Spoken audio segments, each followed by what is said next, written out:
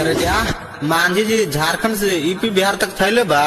भैया ब्रांड के लेकर पूरा सोशल मीडिया हिले ले बा।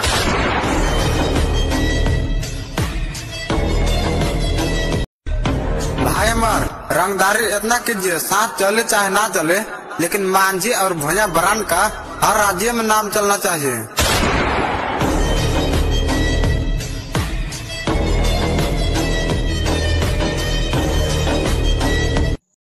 करे जा ऐसा कोई जिला नहीं जो भैया ब्रांड से हिला नहीं।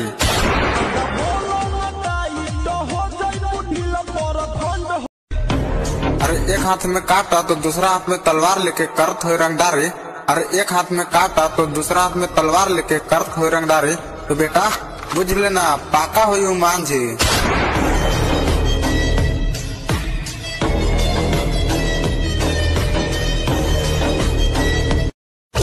अरे सब लोग वह मांझी ब्रांड के देख के जलता, लागता ट्रेनिंग में भैया ब्रांड के नाम चलता।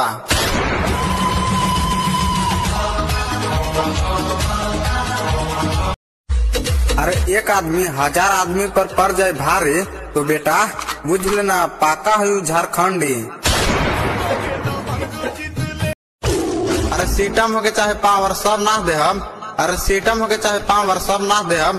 बेटा हम मांझी ब्रांड हैं, बोलबे तो जिंदे जमीनिया में धा दे हम।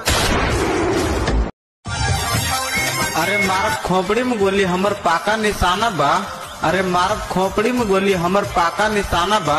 बेटा मांझी ब्रांड के पुलिस थाना दीवाना बा।